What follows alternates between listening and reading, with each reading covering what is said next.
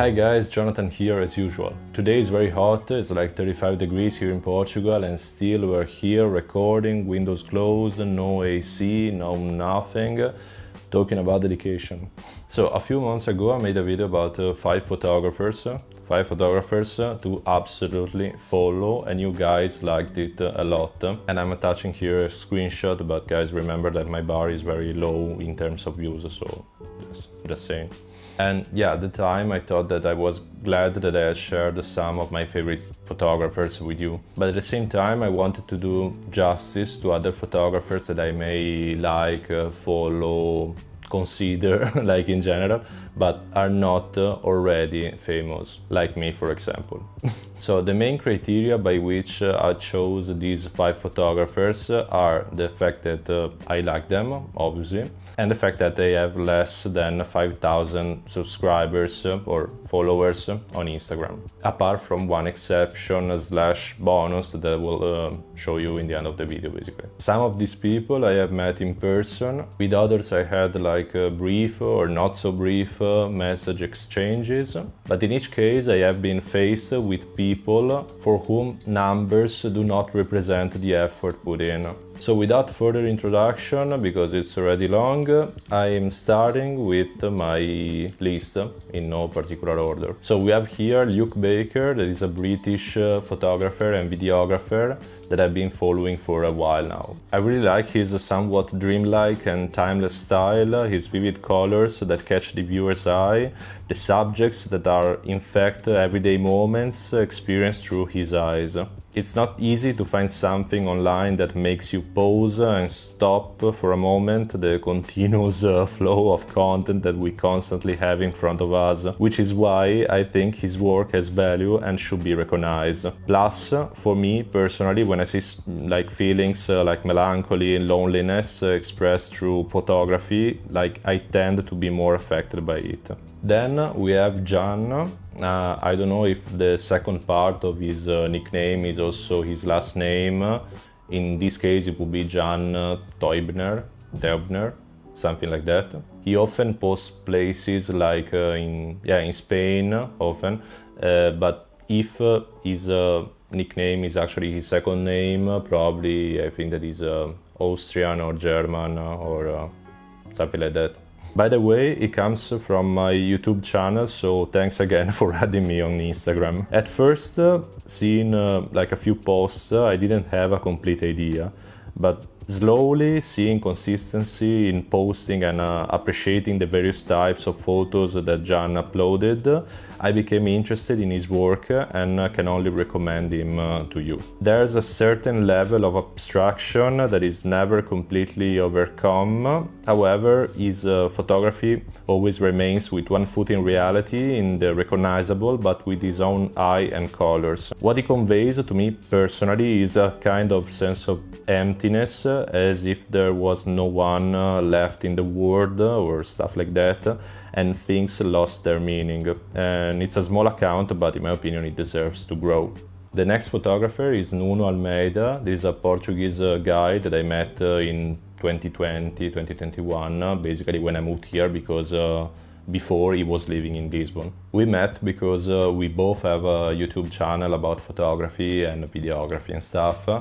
And although we don't see each other very often, because at one point he moved to another city, another place here in Portugal, we often give each other advice, we talk about each other videos, this kind of stuff, so it's a nice connection to have, in my opinion.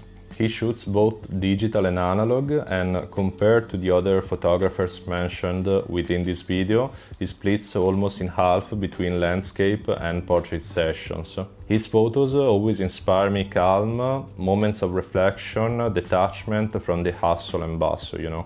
He often uses central compositions with subjects like both human and artificial, natural, that are easy to identify. And I think that this is a very important thing in photography, to be able to guide the viewer's eye. His style is distinctly vintage in color and atmosphere. I also recommend his YouTube channel, especially if you are also into analog photography. Another photographer worth mentioning is Lisaportinari, that is the first of two Italians in this list. She is from my area in Italy, Veneto, and her style is really interesting. She shoots both digital and analog too, and the texture of her photos, her colors, her way of composing have those characteristics that I usually see in design books. She has a very clean style that often incorporates a lot of elements, but within her images they find a space of their own, an order that keeps them in balance. Her aesthetic is very functional in the representation of spaces, objects, and as a result her images are extremely pleasing to the eye. I got to know her profile and her YouTube channel, and you should follow her there too because she has a really interesting project, through George Holden, her boyfriend, and who you probably know through YouTube. The last photographer I want to talk about before the bonus that I anticipated is Davide Mantovanelli, aka Giusto Spolli. He is also from my area in Italy, and I discovered him through like a post on Facebook, like from a group that I'm not even part of, but still. For once, Facebook was good for something, let's say. His photos come to me with devastating simplicity and immediacy. Aesthetics don't seem important to him, not in the glossy sense of the word. His photos are fragments, poetic moments that stick with the person who sees them. His vision is that of the ugly, the abandoned, the deserted, both in more and less crowded settings. They are those classic moments that if you haven't experienced them, you can only see them again in his photos and wonder if they really happened. And he usually takes photos in Eastern Europe or like remote places, so that is a plus because these are some places that you don't see like everywhere, you know.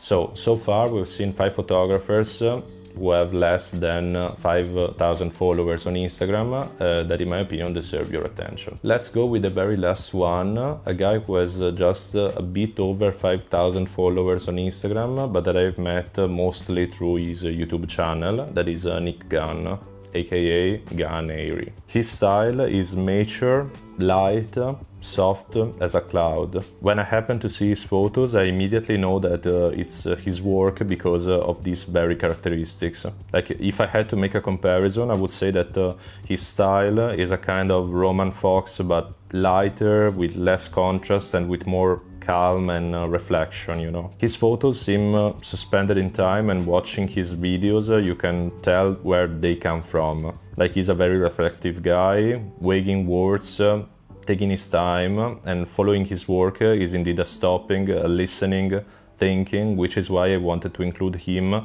even if it slightly exceeds the threshold I arbitrarily created. So I hope that you enjoyed this video, and if you are among the people that I mentioned, I hope that you liked the words that I used for you and for your work. So hugs to everyone, and let me know in the comment section if there are other unknown photographers that I should get to know, or if you are the unknown photographers, because I'm all ears. Thanks again for making it to the end of the video, and see you next time. Little spoiler, I'm going to vacation out of Europe for the first time in my life in a few days. So check my Instagram account if you want to see something new, interesting from another part of the world. And of course there will be new videos on YouTube as well. Like just time to go there, film, do stuff, and then come back, edit and post them for you. Thanks again for watching, and see you in the next one. Bye.